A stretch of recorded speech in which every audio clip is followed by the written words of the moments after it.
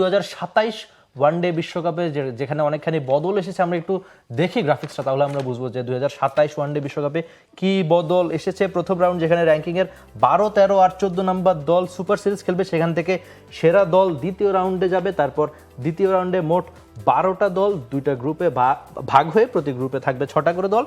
2 group থেকে শীর্ষ 3 দল, মোট 6টা দল এবং 2 গ্রুপ মিলিয়ে পরবর্তী সর্বোচ্চ অবস্থানে থাকা একটা দল 3 নম্বর রাউন্ডে যাবে।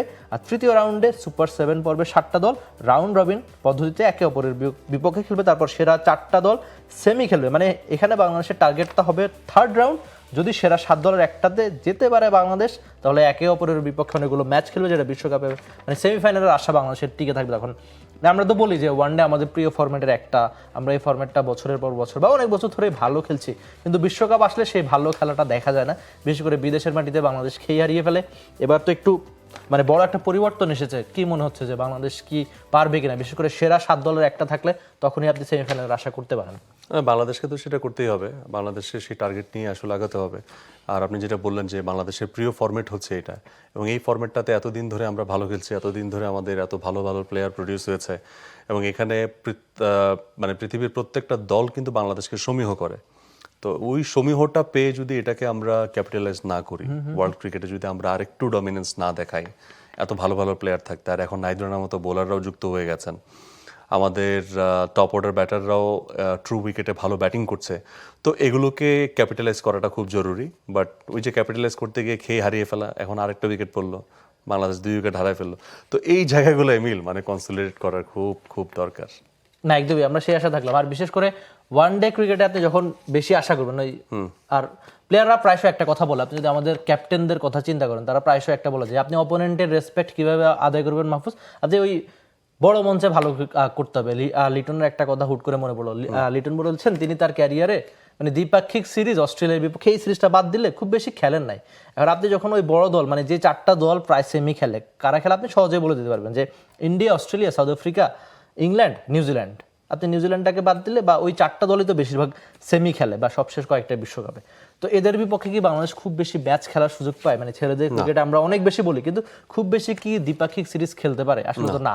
তাহলে আপনি শিখবেন কি করে? ভুলগুলো কি আপনি আইসিসির মঞ্চে গিয়েই করবেন? কোথায় গিয়ে করবেন? আপনি তো সবসময় সারা জীবন ওই জিম্বাবুয়ে, আয়ারল্যান্ড, এই যে উইন্ডিজ, এদের বিপক্ষেই খেলেন।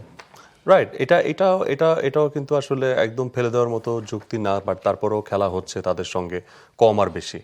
হয়তো আপনি ইন্ডিয়ার সঙ্গে অনেক বেশি ম্যাচ খেলতে পারছেন না, হ্যাঁ, হয়তো আপনি অস্ট্রেলিয়ার সঙ্গে অনেক বেশি ম্যাচ খেলতে পারছেন না, বাট রিসেন্ট পাস্টে এই জায়গাগুলোকে ডেভেলপ করার জন্য ক্রিকেট বোর্ডের তরফ থেকে বিভিন্ন সময় আমরা দেখেছি তারা উদ্যোগী হয়েছেন। ক্রমাগত ভালো খেলতে খেলতে কিন্তু আপনি ওই জায়গাটা আর্ন করবেন। এখন অস্ট্রেলিয়া স্বাভাবিকভাবেই তারা আয়ারল্যান্ডের সঙ্গে অনেক বেশি সিরিজ খেলবে না, বাট আয়ারল্যান্ড যদি অস্ট্রেলিয়ার জন্য হুমকির মানে একটা থ্রেটেনিং একটা টিম হতে পারে, যখন ওই সিরিজটার একটা কাটতি থাকবে, তখন অস্ট্রেলিয়া ঠিকই রাজি হবে। সো আপনাকে ওই কাটতিটা আসলে আর্ন করতে হবে। কিভাবে আর্ন করবেন, দ্যাটস আপ টু ইউ।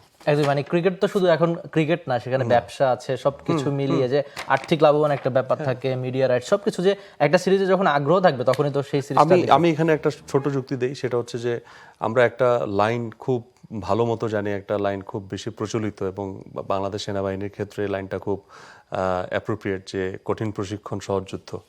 তা আপনি কঠিন প্রশিক্ষণটা করেন, কঠিন প্রশিক্ষণ বলতে বোঝাচ্ছে আপনার ডোমেস্টিক সার্কিটে আপনি এই যে আমরা মিরপুরের উইকেটটাকে যেরকমভাবে প্রিপেয়ার করলাম, আমরা ধরেন অস্ট্রেলিয়াতে যে উইকেটগুলো থাকে, ইংল্যান্ডে যে উইকেটগুলো থাকে, ওই টাইপের উইকেট আপনি প্রডিউস করেন, আপনি আপনার ডোমেস্টিক ক্রিকেটকে আরো বেশি টাফ করে ফেলেন, তখন আপনি কম্পারেটিভলি ইজিয়ার উইকেটে যখন যাবেন, আপনার কাছে মনে হবে আহা, এগুলোতে তো আমরা খেলি।